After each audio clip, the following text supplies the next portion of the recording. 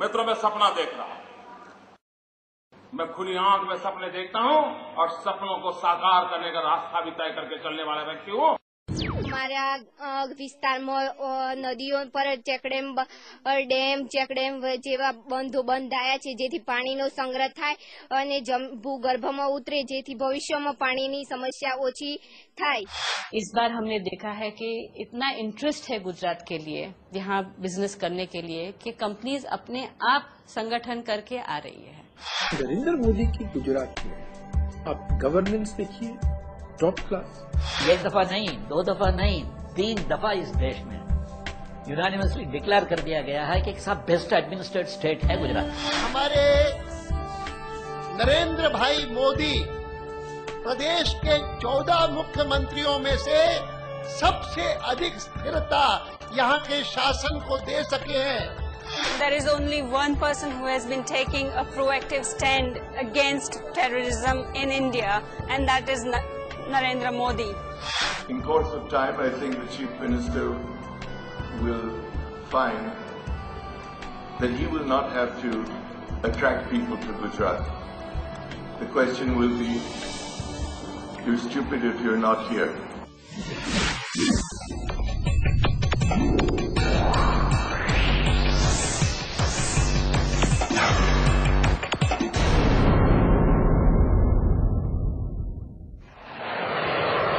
आज भारत एक super power बनने की तरफ तेजी से बढ़ रहा है, लेकिन इस दौड़ में सिर्फ एक ही रुकावट है, आतंकवाद। दिल दहला देने वाला यह अघोषित युद्ध देश भर में भयानक तबाही मचा रहा है। मुंबई के झवेरी बाजार और गेटवे ऑफ इंडिया पर बम ब्लास्ट हुए, 46 लोग मारे गए, 160 घायल। अयोध्या के श्री राम मंदिर परिसर पर आत्मघाती दस्ते ने हमला बोला, कई लोग मारे गए। उत्तर प्रदेश में श्रमजीवी एक्सप्रेस में धमाका, 10 मारे गए, 50 से ज्यादा घायल। दीपावली के दौरान दिल्ली में सीरियल ब्लास्ट, 67 लोग मारे गए, 224 घायल। आतंकवादियों ने अंधाधुंध फायरिंग की और ग्रेनेड फेंके, एक वैज्ञानिक की मौत और 5 घायल। सिलसिलेवार धमाकों में वाराणसी में 28 लोग मारे गए और 100 से ज्यादा घायल। आंकड़ों के मुताबिक सन 2006 में 1492 निर्दोष हिंदुस्तानी दहशतगर्दों के शिकार बन गए। क्या गुनाह है उन नौजवानों का? क्या गुनाह है उन माँ बहनों का? किसी का भाई छीन लिया जाता है, किसी का लाडला छीन लिया जाता है, किसी बहन का सिंदूर पहुंच लिया जाता है। क्यों? कब तक? 11 जुलाई सन 2006 शाम के 6 बजे से 6:40 तक का समय मुंबई पर भारी पड़ा। लोकल ट्रेनों पर लगातार 7 अलग अलग जगहों पर बम ब्लास्ट किए गए। तकरीबन 200 लोग मारे गए, 625 घायल हो गए। पुलिस के मुताबिक इस हादसे को अंजाम दिया था लश्कर ए तोयबा और सिम्मी ने। हमने देखा है कि भी ऑफिशियल लैक्सिटी से और पब्लिक की लैक्सिटी से महाराष्ट्र में क्या हुआ, तो उसी टेररिज्म से। मुंबई धमाकों में शामिल सिम्मी यानी students Islamic movement of India ने कई और आतंकवादी घटनाओं को अंजाम दिया है। सीमी पर जो चार्जशीट है, उस चार्जशीट में ये तमिल मुस्लिम मुन्नी कणगम का नाम है। उसी पार्टी के साथ तमिलनाडु में कांग्रेस पार्टी चुनाव समझौता किया और चुनाव लड़ा। आप आतंकवाद से लड़ सकते हो क्या? दुनिया भर के कई देशों ने आतंकवाद से लड़ने के लिए अपने अपने कानूनों को और भी सख्त कर दिया है, लेकिन यूपीए सरकार ने तो आतंकवाद के खिलाफ देश के सबसे मजबूत कानून पोटा को ही निरस्त कर दिया। एक काम करो, इस देश के सुरक्षा बल के जवान जिन्होंने इस भारत मां की सेवा करते करते, जिन्होंने निर्दोष नागरिकों की सेवा करते करते अपने जान गंवाए हैं, उन शहीद परिवारों से सिर्फ वोटिंग करवा लीजिए और उनको पूछिए कि पोटा का कानून रहना चाहिए कि जाना चाहिए। अगर वो कह देते हैं तो फिर आपकी मर्जी, आप चला लीजिए। किसी भी सरकार ने जीरो टॉलरेंस डॉक्ट्रिन नहीं बनाई, अगर जीरो टॉलरेंस, अगर आज आप सच्चे दिल से पूछें, जीरो टॉलरेंस ऑफ टेररिज्म में सिर्फ गुजरात में है। देखिए, जब गुजरात में वो बड़ा इंसिडेंट हुआ था अक्षरधाम वाला, उसके बाद पुलिस बड़ी चौकस हो गई थी, एडमिनिस्ट्रेशन, पॉलिटिकल सेटअप जो है, और उनका एक लक्ष्य था कि टेररिस्ट को गुजरात में घुसने नहीं देना है। The only person I see doing that is Mr. Narendra Modi. I think Mr. Modi has the same nationalist streak in him than Mr. Putin, you know. He stand up for Indian value. He would stand up for India. He would stand up for the development of India. He would not allow any outside interference to come in the way of the development of India's nationality and psyche. आतंकवाद से निपटने का केवल एक ही तरीका है, political will, यानी आतंकवाद से जूझने की मजबूत राजनीतिक इच्छा शक्ति। होम मिनिस्ट्री के आंकड़ों के मुताबिक सन 2003 से 2006 के दरमियान गुजरात में आतंकवाद से केवल एक ही व्यक्ति की मौत हुई। लेकिन हैरत की बात यह है कि देश का एक बहुत बड़ा बुद्धिजीवी वर्ग और कुछ ह्यूमन राइट्स एक्टिविस्ट गुजरात की इस कामयाबी का जबरदस्त विरोध करते हैं। नरेंद्र मोदी की सरकार ने ये बिल्कुल स्पष्ट कर दिया है टेररिस्ट को, या जो भी टेररिस्ट को पनाह देने वाला हो, कि भाई ये 5-6 साल में उन्होंने ये क्लियर किया है कि देखिए सरकार इसमें आपको बख्शेगी नहीं। और ये सिग्नल देना सारी कंट्री में जरूरी है, और क्योंकि उसका सिग्नल इतना स्पष्ट है इसीलिए ये सब उसी को टारगेट कर रहे हैं। एक चीज को एक टेररिस्ट की व्यू पॉइंट से प्रेजेंट करना और उसको ट्रूथ समझना, और जो वर्जन पुलिस का हो या हुकूमत का हो उसको फॉल्स समझना, ये हमारी प्रेस की एक खास खूबी है।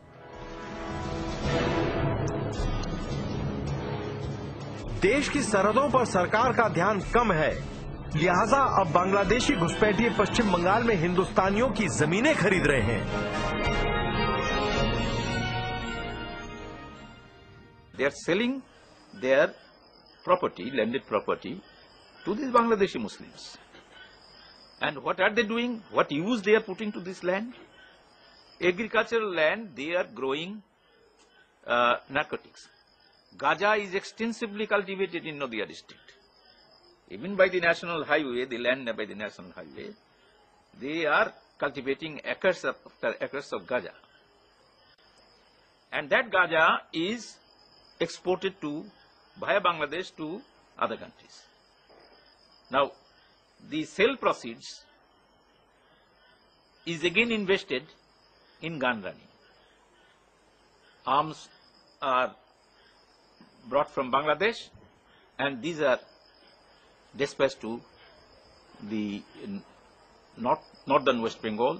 तो मैंने वहां की जनसभा में कहा, मैंने कहा देखो भाई, आसाम के पड़ोस में बांग्लादेश है और गुजरात के पड़ोस में पाकिस्तान है। मेरी भी हालत आपके जैसी है, वो आपके पड़ोस में है, मेरे पड़ोस में ये बैठे हैं।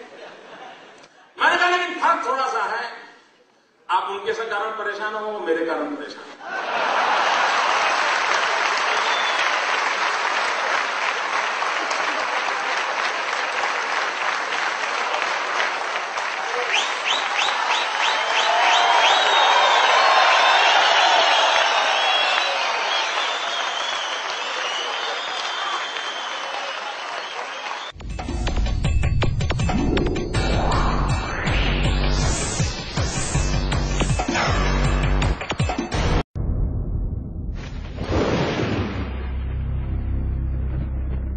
याद करिए, सन 2002 के गोधरा कांड के बाद यह बताया गया था कि गुजरात का मुसलमान खतरे में है।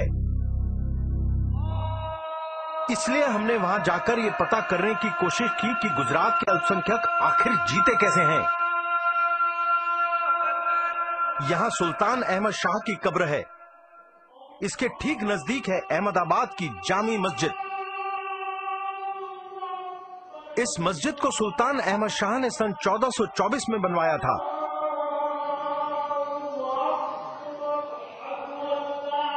यह विशाल मस्जिद 260 खंभों पर खड़ी है।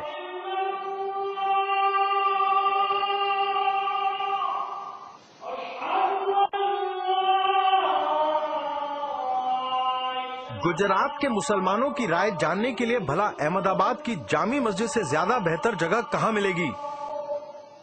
कौन कौन सी जगह अहमदाबाद में आप जाते हैं घूमने के लिए? बहुत सी जगह, लॉ गार्डन है, फन पब्लिक है, यहाँ कांकरिया बाजू ये बाजू है, बिग बाजार है। गुजरात में ऐसा है कि जो मुस्लिम है उनके दुकान से लोग सामान नहीं लेते या उनके साथ भेदभाव करते हैं, ऐसा है क्या? ऐसा तो कुछ नहीं है, ऐसा कुछ हमको ऐसा इस मुल्क में जैसा कि ऐसा कुछ भी नहीं है कि हिंदू मुसलमान की दुकान से नहीं लेता। हमारे तो हिंदू ग्राहक ज्यादा है क्या? सब आदमी घूम सकते हैं, कर सकते हैं, कोई डर नहीं रहता है। पहले जो आज से 85 के बाद पहले बहुत ही मगजमारी ने ये झगड़े के घर न थे ना, जा भी जाते कि ये मगजमारी का घर ही होते थे। अभी का माहौल ऐसा हो गया कि रात को 12-1 बजे बाद में कोई है ना 1:30 बजे बाद में निकलते ही नहीं, क्योंकि पुलिस की चेकिंग होती है। गुजरात में बिल्कुल सही है, सही अच्छा है, सब अच्छा है। कोई हिंदू हो या मुस्लिम हो, कभी कोई हमें परेशान करता ही नहीं। बिल्कुल फ्री लाइफ है जिंदगी। अहमदाबाद सिटी इतना सेफ्टी है, कहीं और सिटी नहीं हो सकता, इतना सेफ्टी है। और जो लोग कहते हैं हिंदू मुस्लिम ऐसे है वैसे है, लेकिन अभी तक तो मुझे ऐसा लगा ही नहीं है कि हिंदू मुस्लिम में कोई भी तफावत हो। नहीं, ऐसे तो कुछ डर वर नहीं है, निकल जाते हम ऐसे घूमने के लिए। गांव महेरपुरा, जिला साबरकांठा, तकरीबन 600 लोग यहाँ रहते हैं। 80% इस गांव में मुसलमान हैं। हमारे गांव में सामूहिक गोबर गैस प्लांट है, वो 90% गवर्नमेंट का और 10% लोक फाड़ा से हमने ये काम करवाया है। और सामूहिक मिनरल वाटर प्लांट है, सारा नागरिक मिनरल का यूज करता है। हमारे गांव में 100 घर है और 100 घरों में करीबन 70 से 80 मोबाइल है और 70-80 गाड़ियां हैं।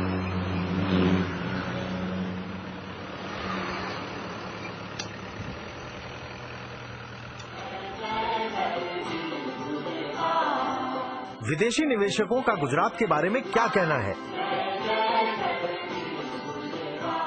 हम इंडस्ट्री में बात करते हैं, हमें किसी से ऐसा लगता नहीं है कि उनको ये महसूस हो रहा है कि कोई तनाव है कम्युनल। वो सब बिजनेस कर रहे हैं अच्छी तरह से, हैप्पीली। आमतौर पर भारत में 3 तरह के सामाजिक और आर्थिक विकास के मॉडल दिखाई देते हैं: महाराष्ट्र मॉडल, बंगाल मॉडल और गुजरात मॉडल। कांग्रेस के ही शासनकाल में विकसित हुआ है महाराष्ट्र मॉडल।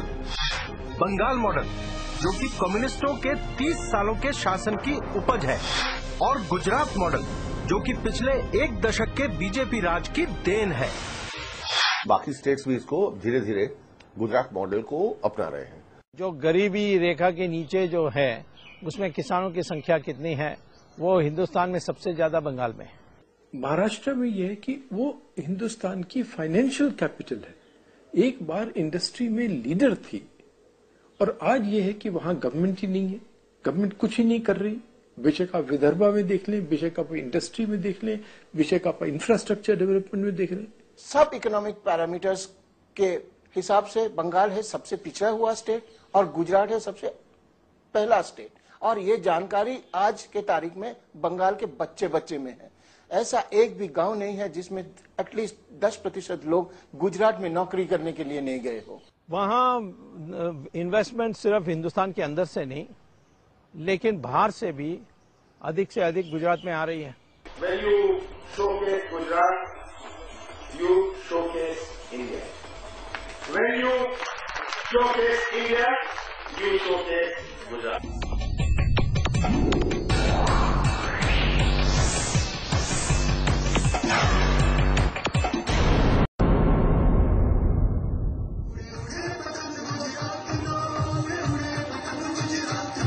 मित्रों, इस दिनों हिंदुस्तान के आसमान में गुजरात का पतंग नई नई ऊंचाइयों को पार करता चला जा रहा है। विकास की नई क्षितिजों को हम छू रहे हैं। वाइब्रेंट गुजरात ये शब्द नहीं, ये जीवन का हिस्सा बन गया है। साबरमती के तट पर मनाया जा रहा ये पतंगोत्सव वाइब्रेंट गुजरात का मुख्य आकर्षण है। ये गुजरात की तरक्की का जश्न है। लोगों की मेहनत और ईमानदारी रंग लाई है। जिस साबरमती तट पर यह कार्यक्रम हो रहा है, वो खुद एक बहुत बड़ी योजना का हिस्सा है। ये खूबसूरत पर्यटन स्थल आगे चलकर सारे देश के शहरी विकास के लिए एक जबरदस्त मिसाल कायम करेगा। तो यहाँ का क्वालिटी ऑफ लाइफ, यहाँ का HR का जो पोटेंशियल है, यहाँ पर इंजीनियरिंग कॉलेजेस जो बन रही है, यहाँ पर जो फोकस है मैनेजमेंट के ऊपर, मैनेजमेंट एजुकेशन के ऊपर, IT एजुकेशन के ऊपर, उससे बहुत बेनिफिट होने वाला है गुजरात को। For man power planning, government has taken a decision to increase 10,000 seats in polytechnics and 10,000 seats in ITI next year, and necessary budget provision for this is also being made. तेजी से तरक्की कर रहा गुजरात अब हिंदुस्तान के बाकी राज्यों को काफी पीछे छोड़ चुका है। गुजरात की आर्थिक तरक्की की तुलना अब दुनिया के बड़े बड़े देशों से की जाती है। Press about India generally and Gujarat in particular is very, very favourable. There are obviously some excellent opportunities here, and Indian business is not only something which people talk about in India, but it's something which people talk about in terms of its impact on the rest of the world. And like I said, Gujarat is a big part of the Indian economy, and so it plays a very important part of that global impact of Indian business. I live in Antwerp, which is a large Gujarati business community, mainly in the diamond sector, also in shipping. And I'm not very close to them, but I do interact with them. And you see, they nowadays have a very positive impression of Gujarat's economic performance. And they do give credit to Narendra Modi for that. One element, for example, is his apparent incorruptibility. जैसा हम लोग कहते हैं ना, यथा राजा तथा प्रजा, उसी माफिक, उसी हिसाब से कि जब चीफ मिनिस्टर का इंटीग्रिटी डाउट में नहीं है, तो गवर्नमेंट ऑफिसर्स कहते हैं कि हम भी अच्छा परफॉर्म करना चाहिए। पश्चिम बंगाल और हरियाणा जैसे राज्यों से उलट गुजरात में SEZ को लेकर कोई विवाद नहीं है। 1600 किलोमीटर लंबा समुद्री किनारा, 11 एयरपोर्ट्स, 41 पोर्ट्स, 2200 किलोमीटर लंबी गैस ग्रिड, 74,000 किलोमीटर लंबी सड़कें और एक विशेष SEZ एक्ट। मेरा पूरा गुजरात ही SEZ है।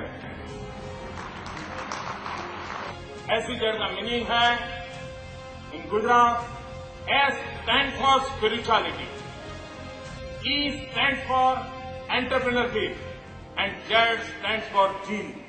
देखिए, गुजरात में एक बहुत बड़ा एडवांटेज ये है कि एक पोर्ट बेस्ड स्टेट है, यहाँ की कोस्ट लाइन इतनी बड़ी है और यहाँ पे गैस की अवेलेबिलिटी है, तो यहाँ पे पावर जनरेशन में तो हमेशा कॉम्पिटिटिवनेस रहेगी।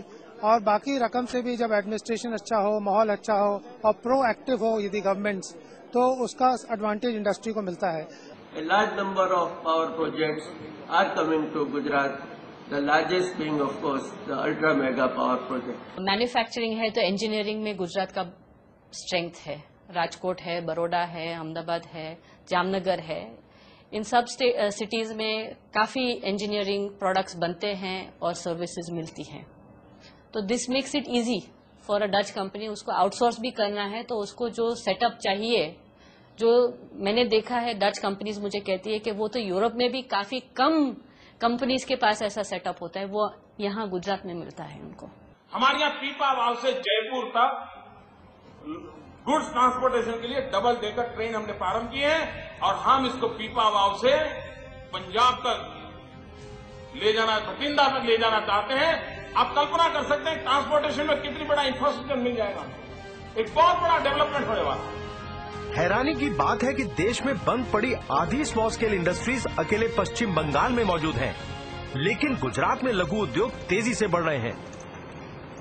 In the last 5 years, there has been an addition of 70,000 units in the small scale sector. Today, the number of small scale units in Gujarat stand at 3,12,000 units, an all-time high record. This state is one of the most progressive states in the country. It's the fastest growing. It has a government that works.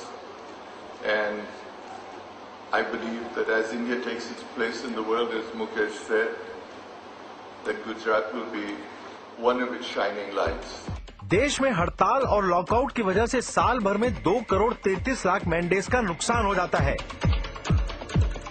गौरतलब है कि इसमें से 60% मैंडेज का नुकसान केवल पश्चिम बंगाल में होता है, लेकिन गुजरात में मजदूरों और मैनेजमेंट के बीच संबंध मधुर रहते हैं। यही गुजरात की खुशहाली का राज है। Reliance has been operating in Gujarat and we have not lost one single mandate of work because of any labor issues. I believe Gujarat is vibrant because it has a heady mix of three factors. It is fortunate to have at its helm very dynamic leadership provided by the Honorable Chief Minister, very high quality of governance, and it espouses a true spirit of partnership between industry and government.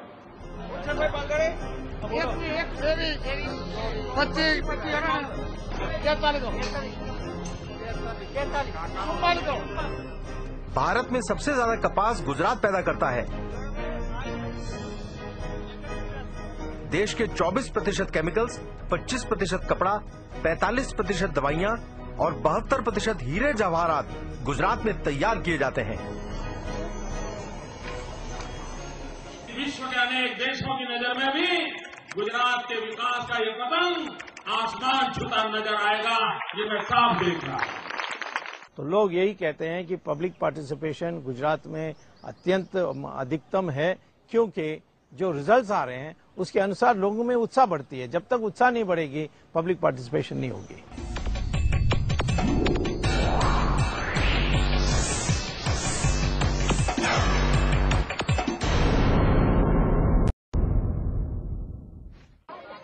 Bharat का अधिकांश भाग पानी की कमी के खतरनाक दौर से गुजर रहा है।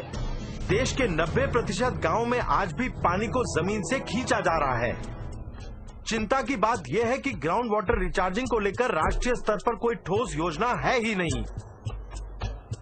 Indira Gandhi institute of development research के मुताबिक रोजाना तकरीबन 85 लाख पंप देश भर में करोड़ों लीटर पानी धरती की कोख से निकालते चले जा रहे हैं। भारत के सुइसाइड कैपिटल विदर्भ में ग्राउंड वाटर यानी भूजल तेजी से खत्म हो रहा है। पिछले 10 सालों में ये 30 से 90 मीटर तक गिर चुका है। यही हालत है राष्ट्रीय राजधानी दिल्ली की। यहाँ पिछले एक दशक में ग्राउंड वाटर का स्तर 4 से 9 मीटर नीचे गिर चुका है।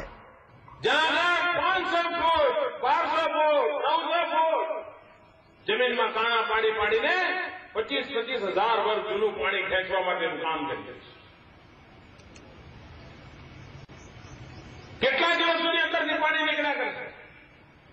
દર વર્ષે બોર ફેલ જાય, કોઈનો 2 વર્ષે ફેલ જાય, કોઈનો 4 વર્ષે ફેલ જાય।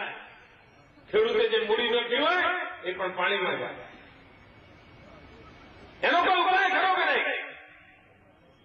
बातों बड़ा करे न चाहे, काम करी बताओ पड़े।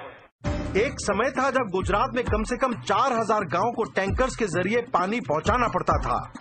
आज जल क्रांति के युग में गुजरात का लगभग हर गांव टैंकर मुक्त हो चुका है। आखिर ये करिश्मा हो कैसे गया? गुजरात भर में युद्ध स्तर पर चेक डैम बनाए गए और बनाए जा रहे हैं। चेक डैमों का डिजाइन कुछ ऐसा होता है कि नदी को जगह जगह रोक दिया जाता है। इससे पानी भारी मात्रा में एक ही जगह इकट्ठा होने लगता है, लिहाजा ग्राउंड वाटर रिचार्ज हो जाता है। गुजरात में सन 2001 और 2006 के दरमियान 1,10,000 चेक डैम बनाए गए। गौरतलब है कि आजादी से लेकर सन 2001 तक केवल 4,000 चेक डैम बनाए गए थे। आ 45 वर्ष में कांग्रेस शासन में आखा गुजरात में कुल 12,000 खेत तलावड़ी बनी है।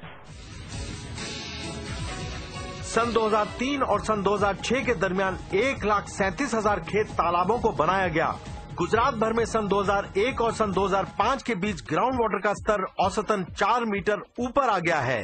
केवल नर्मदा के कारण नहीं हुई, उसके पानी के कारण नहीं हुई, मगर ये चेक डैम्स माइक्रो चीजें कर लोगों को इन्वॉल्व कर ऐसी चीज करना जो कि लोगों के हित में हो और वहां तक लास्ट आदमी तक पहुंचे। दक्षिण गुजरात में पानी ज्यादा मात्रा में है। यहाँ से पानी को सौराष्ट्र और कच्छ भेजने की योजना बनाई गई। बड़ी बड़ी पाइपलाइनों का जाल बिछा दिया गया। हम कहते हैं ना, बिलीव और नॉट बिलीव। गुजरात में ये जो पाइपलाइन वाली बात है, लगभग एक ऐसा ही किस्सा है। इस तरीके से करीब 10,000 विलेजेस हमने कवर किया है और गुजरात में भूगर्भ का आधारित जो पीने का पानी की व्यवस्था थी उसको हमने क्रमशः बंद कर रहे हैं। सरदार सरोवर प्रोजेक्ट का मेन कैनाल 532 किलोमीटर लंबा है। इसका 400 किलोमीटर भाग बनकर तैयार हो चुका है। इससे 4 लाख हेक्टेयर भूमि की सिंचाई और 4000 गांवों को पीने का पानी पहुंचाया जा सकता है। सन 2001-2002 में पानी के एक बहुत बड़े संकट के दौरान नर्मदा का पानी कैसे निकाला गया, उसकी कहानी अद्भुत है। गुजरात सरकार ने एक फैसला लिया कि जो पहाड़ उसके बाजू में है, उस पहाड़ में विस्फोट करके सुरंग बनाई जाए और उस सुरंग में से इस पानी को अगर गुजरात राज्य में पहुंचाया जाएगा तो ये कितना अच्छा होगा। उन्होंने फैसला लेके विस्फोट करके सुरंगें बनाई और वहां पर 100 हार्स पावर के 60 पंप लगाए गए। उन पंपों के जरिए आज ये पानी पूरे गुजरात में जा रहा है केनाल के नेटवर्क से और पूरी जनता को पीने का पानी और सिंचाई का मिल रहा है। मैं कच्छ से आ रहा हूँ, तो कच्छ के लोगों के लिए अभी पानी आ गया नर्मदा का, तो इतनी बड़ी उसकी वैल्यू है कि जो एक पानी की अछत वाले देश में रहने वाले को ही पता चलता है। पानी की कमी होने पर गरीबी, बेबसी और मौत हमारा दरवाजा खटखटाने लगती है। ये है विदर्भ के किलिंग फील्ड्स। इस इलाके में खेती कम और आत्महत्याएं ज्यादा होती हैं। हर 8 घंटों में औसतन एक किसान आत्महत्या कर लेता है। कुछ फांसी के फंदों पर लटक जाते हैं और कुछ कीटनाशक पी लेते हैं। यहाँ के किसानों को पेस्टिसाइड की इतनी खुराक जरूर नसीब हो जाती है जो उनकी मौत के लिए काफी होती है।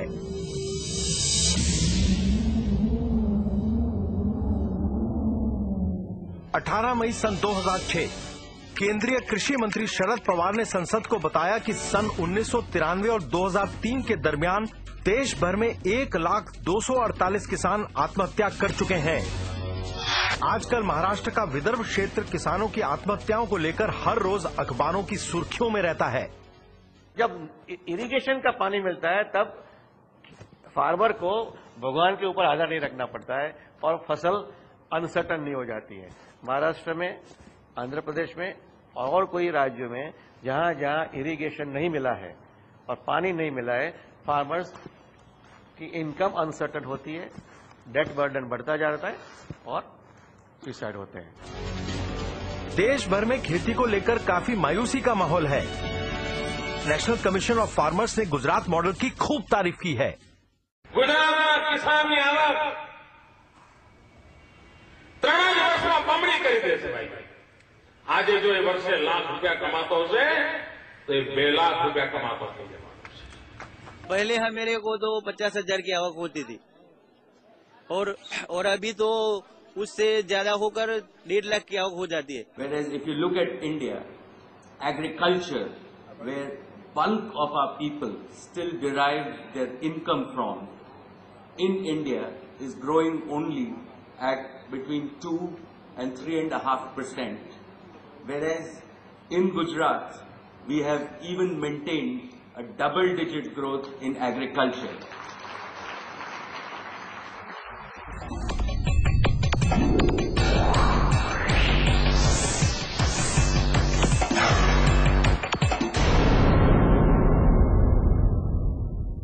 का सीधा फायदा गुजरात के किसानों को मिल रहा है। अब एक फसल के बजाय किसान सालाना 3 फसलें पैदा कर रहे हैं। क्या पहले कोई सोच सकता था कि गुजरात में अनार और मौसमी के बगीचे भी हो सकते हैं? अनार आता है और कॉटन का करते हैं और मौसमी भी लगाई है हमारे गांव में। आंकड़े बताते हैं कि महाराष्ट्र के कपास उगाने वाले तकरीबन 12 लाख किसान गरीबी और कर्ज के भंवर में बुरी तरह फंस चुके हैं। अपने पड़ोसी राज्य की खेती में तरक्की देखकर महाराष्ट्र सरकार गुजरात के इस फॉर्मूले को समझना चाहती है। महाराष्ट्र के एग्रीकल्चर कमिश्नर ने गुजरात के कृषि विभाग से संपर्क साधा। वो ये जानना चाहते थे कि गुजरात के बीटी कॉटन उगाने वाले किसानों की खुशहाली का कारण क्या है। Gujarat government has taken a number of initiatives in agriculture. They have tried to strengthen research and education. They have tried to strengthen the linkage between scientists and farmers. And they have tried to give a number of support services to farmers like soil health card, timely advice, and also this Krishi Mahotsav before the sowing season, before the monsoon comes, to attend to the needs of the farmers, visiting every village soil health card योजना के अंतर्गत हर एक खेत से मिट्टी का sample लेकर उसे लेबोरेटरी में टेस्ट किया जाता है। इससे ये मालूम पड़ जाता है कि किस खाद की जरूरत है और किसकी जरूरत नहीं है और कितनी मात्रा में उसका इस्तेमाल करना है। अपने बच्चों का तो हेल्थ कार्ड सभी बनवाते हैं, लेकिन मिट्टी का, जिसको अन्नपूर्णा कहा जाता है, उसका हेल्थ कार्ड केवल गुजरात में मिलता है।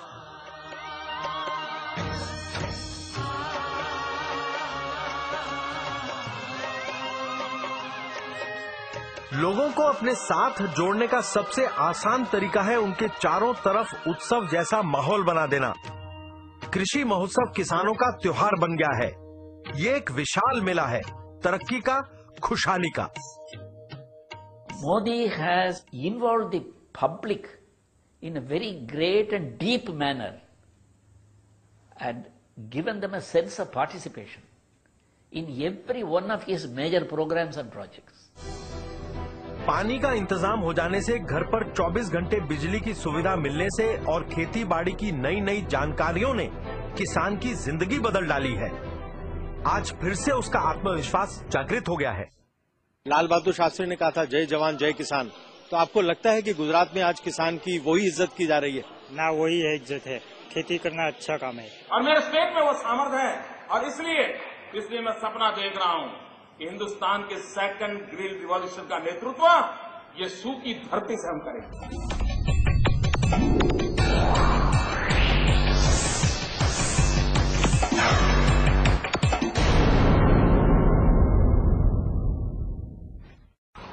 सतही पानी की जब भरपूर व्यवस्था हो जाती है तो भूजल को बाहर निकालने की कम जरूरत पड़ती है।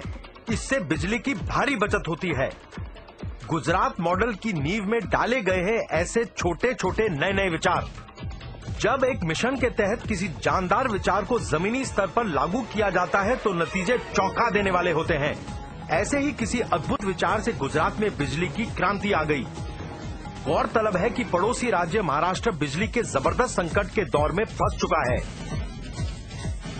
13 घंटे, 14 घंटे, 15 घंटे इतनी बिजली की कटौती करने के कारण महाराष्ट्र सरकार परेशान हो गई और उसने ये पता करने की कोशिश की कि आखिर गुजरात सरकार अपने 18,000 गांव को 24 घंटे कैसे बिजली सप्लाई कर पाती है।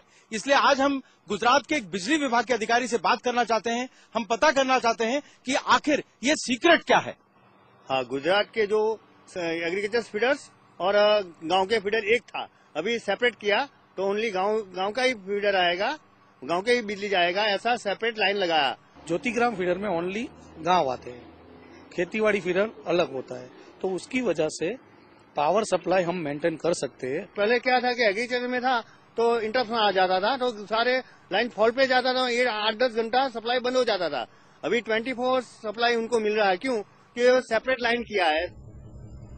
ગુજરાતના જીવનમાં એક બદલાવ આવ્યો, પણ ભાઈઓ બહેનો, આ જ્યોતિગ્રામ યોજના ગઈકાલે વીજળી નહોતી ને આજે વીજળી આવી, એટલી નાનકડી યોજના છે એવી ભૂલ ના કરતા। 1000 દિવસના ટૂંકા ગાળામાં 23 લાખ જેટલા નવા થાંભલા નાખવા, 56,000 જેટલા નવા ટ્રાન્સફોર્મર નાખવા, 75,000 કિલોમીટર લાંબો કેબલ નાખવો, આ આંકડા ચમકાવી દેવા છે। 24 घंटे 3 फेज बिजली के चलते इस छोटे से गांव में भी हीरे घिसने के कई कारखाने लग गए हैं। इस रोजगार ने गांव के लड़के लड़कियों के जीवन में खुशहाली भर दी है। यही है गुजरात मॉडल। इनके पास कमी है तो सिर्फ समय की, क्योंकि जितना काम करते हैं उतने ही ज्यादा पैसे इन्हें मिल जाते हैं। मोबाइल से गाड़ी से फरवा माटे अने टीवी अने फरवा माटे गाड़ी। देश के ज्यादातर गांव में बदहाली से परेशान होकर लोग शहर की तरफ दौड़ लगाते हैं, लेकिन गुजरात मॉडल में उल्टा हो रहा है। रिवर्स माइग्रेशन के तहत लोग अपनी जड़ों को ढूंढते हुए शहरों से गांव की तरफ वापस आ रहे हैं। रमेश भाई रोज रतनपुर से बोटाद हीरे के कारखाने में काम करने के लिए अप डाउन करते थे। आज वो अपने गांव रतनपुर में फिर से रहने के लिए आ गए हैं। पहला तो घर भाड़े राखवामां लगभग 300 થી 400 રૂપિયા घर भाड़ू ત્યાં બોટાદનું થતું હતું। અત્યારે ગામડામાં રહ્યા પછી ઘણો ખર્ચો ઓછો, 1000-2000 રૂપિયાનો ખર્ચો ઓછો થઈ ગયો। વીજળી આવ્યા પછી 24 કલાક લાઇટ આવ્યા પછી 1000 થી 2000 રૂપિયા ઓછા ઓછામાં ઓછો ખર્ચો બચી ગયો એમને. आपने विलेज तक इलेक्ट्रिसिटी पहुंचाई, विलेज में आपने बच्चों के लिए स्कूल अच्छा किया, विलेज में आपने पानी की सुविधा लोगों तक पहुंचाई, तो फिर लोग क्यों कचरे में जाकर शहर में रहेंगे? क्या 24 घंटे बिजली देने से नारी सशक्तिकरण का दौर शुरू हो सकता है? रतनपुर में तकरीबन हर घर में लड़कियों ने हीरे घिसने की मशीन लगा ली है. जब से मैं सीखी हूँ तब से मैं कमाने लगी हूँ, इसलिए मेरे पास पैसे है तो उसमें से मैं कुछ बचा लेती हूँ. इनके હું કામ કરું છું મારે એમ કે કોઈની જરૂર નહીં પડે, હું મારી રીતે એમ કે કમાઈ શકીશ. हम 8-10 કલાક કરવી એટલે થઈ જાય, અમારે મહિને કામ થઈ જાય. જયારે શીખવા મેં બેઠા ને ત્યારે 2500 નો લેટ લાયા હતા, હવે અત્યારે 3000-3500 નું કામ થાય. મારી પાસે જે પૈસા બચ્યા હતા એને મેં સોનાના ચેન બનાવરાય. आज इस 24 घंटे बिजली के कारण गांव के अंदर भी कंप्यूटर की शिक्षा संभव हुई है. ये वो कला है जो मिट्टी में भी जान डाल देती है. प्राचीन काल से जीवित ये परंपरा अब आधुनिक इंटीरियर डिजाइनिंग का महत्वपूर्ण हिस्सा बन चुकी है. फूल फायदो एकदम फायदो थयो छे के लाइट एम मानो के अमे सवारे 8 वागे चालू करता एनी जग्याए 4 वागे चालू करीए छीए અને અત્યારે મોડું થઈ ગયું હોય દિવસના તો રાતના 9 વાગ્યા સુધી કામ કરી શકીએ છીએ લાઇટના हिसाबे. गांव के अलग अलग हीरा कारखानों में काम करने वालों ने हंसा बहन के व्यापार में नई जान फूंक दी है. गांव में कारखाने आ रहे हैं, उनसे आपके व्यापार पर कुछ फर्क पड़ा है क्या? सीवता धंधो चालू कर्यो, एमांय 50-60 रुपया आपने मळे એટલે આપણું કામ ઘરની रोजी रोटी ચાલે. गुजरात में आज रतनपुर की तरह ऐसे कई गांव हैं जो हमेशा के लिए बदल गए हैं. बंगाल में आप देखें, एक नेशनल सैंपल सर्वे ऑर्गेनाइजेशन का तथ्य के अनुसार बंगाल में, रूरल बंगाल में 85% लोग में इतना गरीबी है कि वो इलेक्ट्रिसिटी नहीं कंज्यूम कर सकते, उसके घर में इलेक्ट्रिक मीटर भी नहीं लगा है. और देखिए आप गुजरात में लेटेस्ट तथ्य के अनुसार 100% of rural areas are covered by electricity. I congratulate the government of Gujarat for conceiving and implementing this scheme which will benefit every 18,000 villages of the state.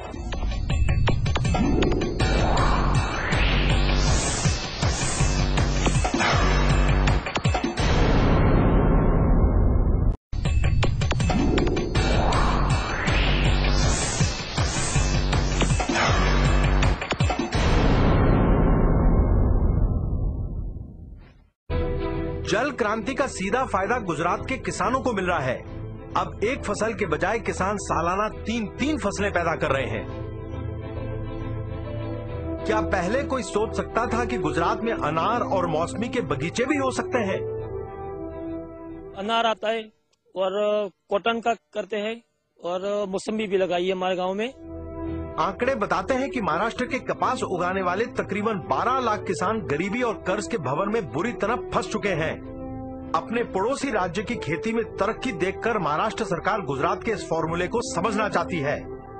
Maharashtra के एग्रीकल्चर कमिश्नर ने गुजरात के कृषि विभाग से संपर्क साधा. वो ये जानना चाहते थे कि गुजरात के बीटी कॉटन उगाने वाले किसानों की खुशहाली का कारण क्या है. Gujarat government has taken a number of initiatives in agriculture. They have tried to strengthen research and education. They have tried to strengthen the linkage between scientists and farmers. And they have tried to give a number of support services to farmers like soil health card, timely advice, and also this Krishi Mahotsav before the sowing season, before the monsoon comes, to attend to the needs of the farmers, visiting every village. Soil health card योजना के अंतर्गत हर एक खेत से मिट्टी का sample लेकर उसे लेबोरेटरी में टेस्ट किया जाता है. इससे ये मालूम पड़ जाता है कि किस खाद की जरूरत है और किसकी जरूरत नहीं है और कितनी मात्रा में उसका इस्तेमाल करना है. अपने बच्चों का तो हेल्थ कार्ड सभी बनवाते हैं, लेकिन मिट्टी का, जिसको अन्नपूर्णा कहा जाता है, उसका हेल्थ कार्ड केवल गुजरात में मिलता है.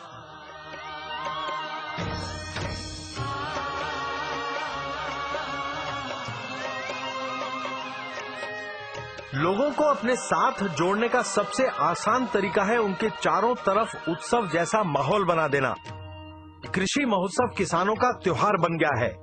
ये एक विशाल मेला है, तरक्की का, खुशहाली का।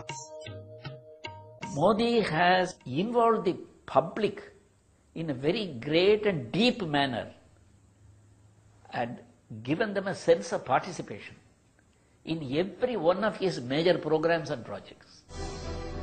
पानी का इंतजाम हो जाने से, घर पर 24 घंटे बिजली की सुविधा मिलने से और खेती बाड़ी की नई नई जानकारियों ने किसान की जिंदगी बदल डाली है। आज फिर से उसका आत्मविश्वास जागृत हो गया है। लाल बहादुर शास्त्री ने कहा था जय जवान जय किसान। तो आपको लगता है कि गुजरात में आज किसान की वही इज्जत की जा रही है? ना, वही है इज्जत है। खेती करना अच्छा काम है और मेरे स्टेट में वो सामर्थ्य है और इसलिए मैं सपना देख रहा हूं कि हिंदुस्तान के सेकंड ग्रिल रिवॉल्यूशन का नेतृत्व ये सूखी धरती से हम करेंगे।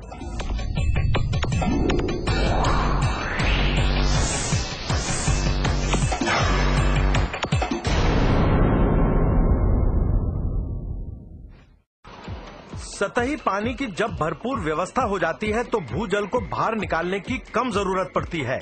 इससे बिजली की भारी बचत होती है।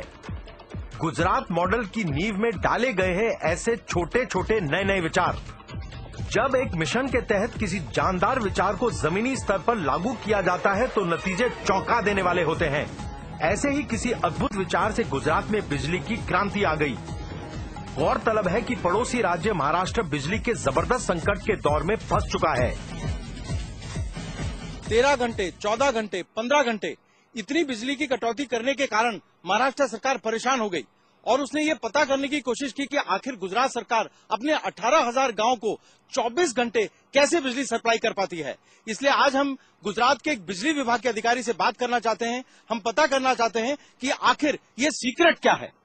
हाँ, गुजरात के जो एग्रीकल्चर फीडर्स और गांव के फीडर एक था, अभी सेपरेट किया तो ओनली गांव का ही फीडर आएगा, गांव के ही बिजली जाएगा, ऐसा सेपरेट लाइन लगाया। ज्योतिग्राम फीडर में ओनली गांव आते हैं, खेतीबाड़ी फीडर अलग होता है, तो उसकी वजह से पावर सप्लाई हम मेंटेन कर सकते हैं। पहले क्या था कि एग्रीकल्चर में था तो इंटरप्शन आ जाता था तो सारे लाइन फॉल पे जाता था, ये 8-10 घंटा सप्लाई बंद हो जाता था। अभी 24 सप्लाई उनको मिल रहा है। क्यों? कि सेपरेट लाइन किया है। ગુજરાતના જીવનમાં એક બદલાવ આવ્યો, પણ ભાઈઓ બહેનો આ જ્યોતિગ્રામ યોજના ગઈકાલે વીજળી નહોતી ને આજે વીજળી આવી, એટલી નાનકડી યોજના છે એવી ભૂલ ના કરતા।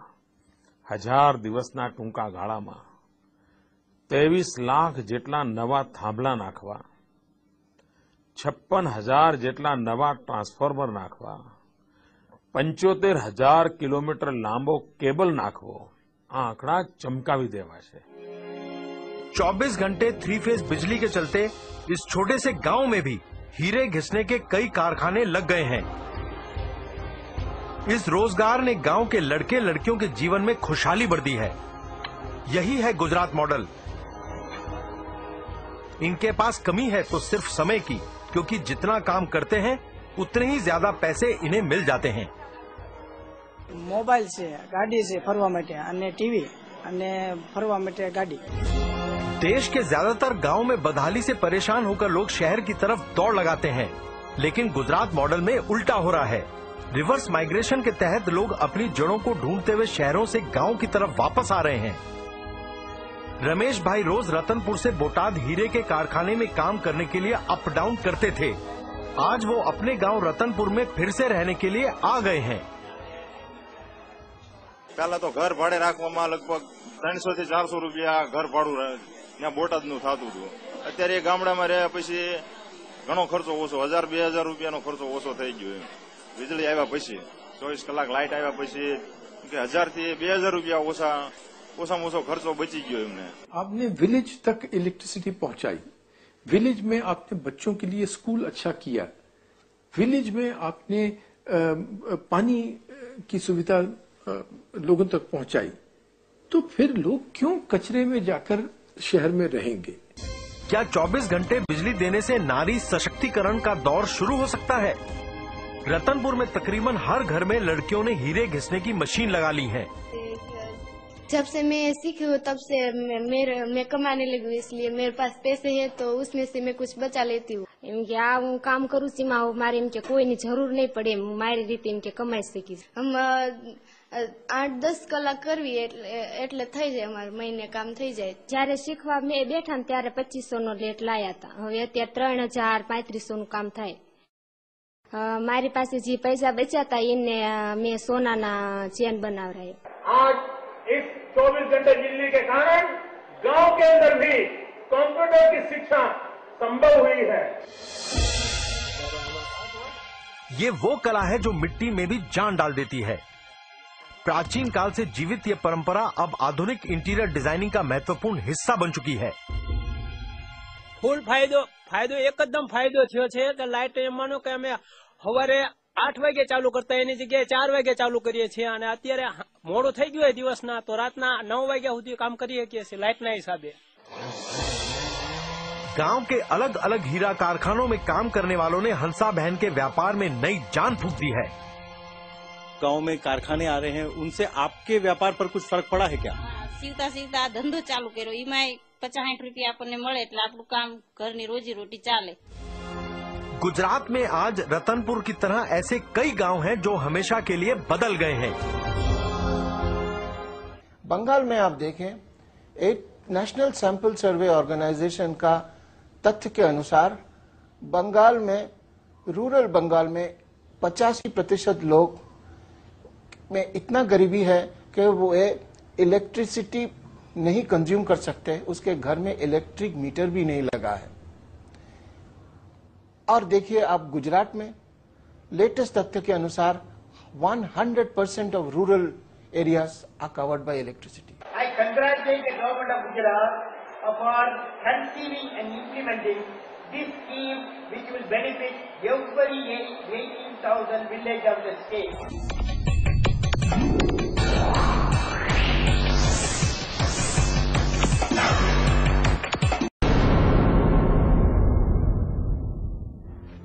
आंकड़े बताते हैं कि हर साल भारत में 1,20,000 महिलाएं गर्भावस्था में या बच्चे को जन्म देते वक्त मृत्यु को प्राप्त हो जाती हैं। ऑक्सफैम की एक रिपोर्ट के मुताबिक हर आधे घंटे में 6 भारतीय महिलाएं डिलीवरी के दौरान अपना दम तोड़ देती हैं। गांव में से जो दाई होती है उसको बुलाते हैं, वो डिलीवरी के लिए क्या करती है, कभी कभार पेट पर धक्का लगाती है। तो उसमें प्रॉब्लम क्या हो सकता है कि जो बच्चा है वो मर सकता है, या जो बच्चादानी है वो फट सकती है।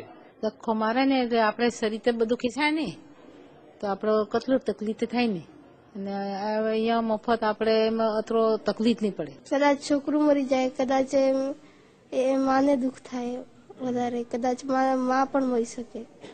मित्रों, हमने एक चिरंजीव स्कीम का प्रारंभ किया जहां गरीब माता, प्रेग्नेंट माताओं को इंस्टीट्यूशनल डिलीवरी का प्रबंध किया, और उस चिरंजीव स्कीम के कारण हमने हमारे इन्फेंट मोर्टालिटी रेट को एकदम नीचे ला दिया, और आज पूरा देश गुजरात की चिरंजीव स्कीम का अध्ययन कर रहा है। गुजरात के 73% गैर सरकारी स्त्री रोग विशेषज्ञ अब चिरंजीवी योजना में शामिल हो चुके हैं। तो हमने प्राइवेट डॉक्टरों की पार्टनरशिप की, उनको हमने कहा कि आप हमारी सरकार का ये हिस्सा बन जाइए, और आपके अस्पताल में अगर बिलो पॉवर्टी लाइन की फैमिली की कोई महिला आती है, आप उसकी चिंता कीजिए, पेमेंट हम देंगे। मफत डिलीवरी પણ થઈ અને એટલી બધી વધારે તકલીફ પણ નથી। भारत के हेल्थ मिनिस्टर ने कहा है कि पूरे देश में हम इसका रिप्लिका करेंगे। Singapore national research foundation board और सिंगापुर इकोनॉमिक डेवलपमेंट बोर्ड ने गुजरात को चिरंजीवी योजना के लिए सन 2006 में सिल्वर अवार्ड से सम्मानित किया। अगर प्राथमिक शिक्षा की स्थिति का जायजा लिया जाए तो भारत दुनिया में 99वें स्थान पर खड़ा है। यूनेस्को के मुताबिक पहली कक्षा से 5वीं कक्षा तक पहुंचने वाले 1/3 भारतीय बच्चे अपनी पढ़ाई बीच में ही छोड़ देते हैं।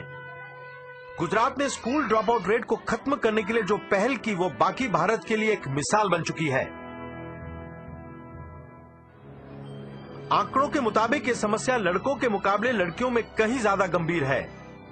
હજુ પણ આપણા ગામમાં 100માંથી 80 બહેનો એવી છે કે જેમને કક્કો બારાફરી પણ આવડતી નથી. આ શિક્ષણથી વંચિત રહી ગયેલા નાગરિકોની વાત સાંભળીને મને પીડા થાય છે, મને દર્દ થાય છે. અને એના કારણે આ ગામમાં હું આજે આવ્યો છું. मन में हो अगर कुछ कर गुजरने का संकल्प तो फिर किसी करिश्मे को कौन रोक सकता है। गुजरात में सन 1998-99 में primary school drop out rate था 48.18%, यानी 5वीं कक्षा तक पहुंचने वाले तकरीबन आधे बच्चे बीच में ही पढ़ाई छोड़ देते थे। लेकिन सन 2005-2006 में primary school drop out rate गिरकर केवल 5.13% रह गया। इस गंभीर समस्या को सुलझाने के लिए साधारण से साधारण व्यक्ति को जोड़कर एक आंदोलन खड़ा किया गया। मुख्यमंत्री समेत गुजरात सरकार के तकरीबन 700 अफसर गुजरात के हर उस इलाके में हर साल पहुंचे जहां पढ़ाई को लेकर हालत ज्यादा खराब थी। एक नानकड़ू वचन आपो मने कि हवे तमे तमारा दीकरा दीकरीने भणावो। हवे आपणा गाममां एक पण दीकरी अभण नहीं होय, आवो मने वचन आपो। हाथ ऊंचो करो तो मानो के तमे वचन आपो। છોકરોને ભણાવવાનો એ પ્રતિજ્ઞા લીધી કે છોકરોને અવશ્ય શાળામાં કાયમી નિયમિત મોકલવો જોઈએ. पहले आप लड़कियों को नहीं भेजते थे क्या पढ़ने के लिए? ના, પેલા ઘર કામ વધારે એક સાહેબ શાળા મોકલતા નહીં. શું નામ છે તમારું? કાજલ. તમે સ્કૂલ જાઓ છો? તમે શાળા જાઓ છો? હા. શું નામ છે તમારી શાળાનું? પ્રાથમિક શાળા કે પ્રાથમિક શાળા ખેરાડી પ્રાથમિક શાળામાં જાય છે.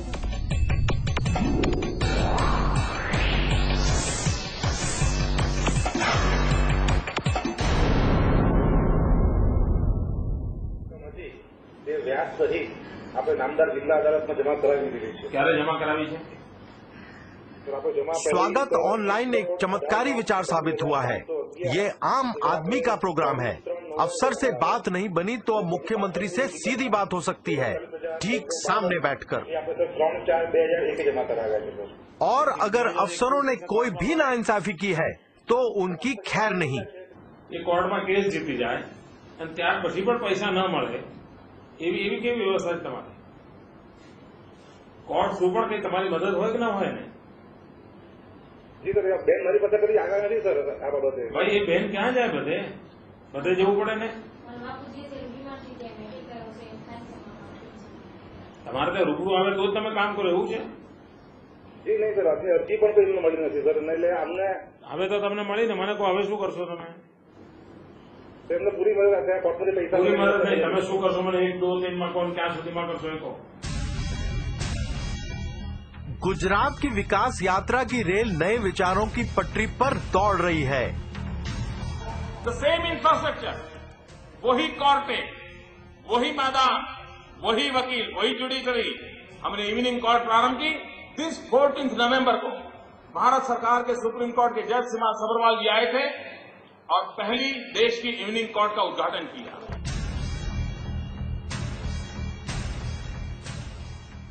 गुजरात गवर्नमेंट ने जो इवनिंग कोर्ट्स की परंपरा शुरू की है वो अपने आप में बहुत काबिल तारीफ है और मैं चाहूंगी कि इस तरीके की व्यवस्था जो है बाकी राज्यों में भी रेप्लिकेट की जाए।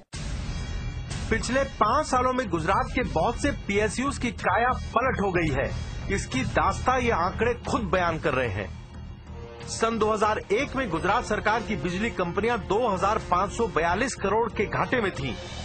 एक जबरदस्त टर्न अराउंड हुआ और सन 2006 में यही कंपनियां 200 करोड़ रुपए का मुनाफा करने लगी। ये turn around is only because of political will. हमारे साहब ने बताया कि भाई चोरी को अटकाओ और हमको गाइडलाइंस दी कि भाई पुलिस स्टेशन रखो, चेकिंग बढ़ाओ, किसी को भी चोरी करते उसको छोड़ना नहीं।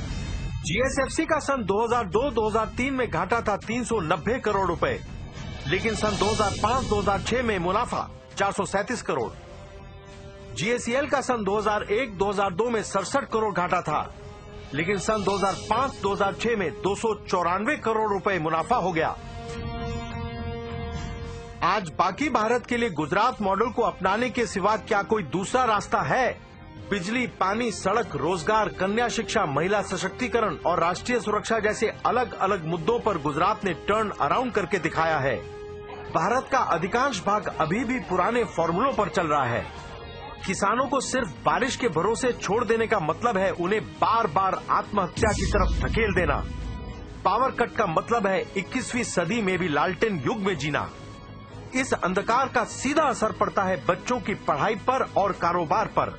आज देश की स्थिति में क्रांतिकारी बदलाव लाने की सख्त जरूरत है। आवश्यकता है लीडर्स की, हजारों कर्मठ नेताओं की। युग में जनजीवन के अंदर भीतर आग होनी चाहिए, मन में हुंकार उठनी चाहिए।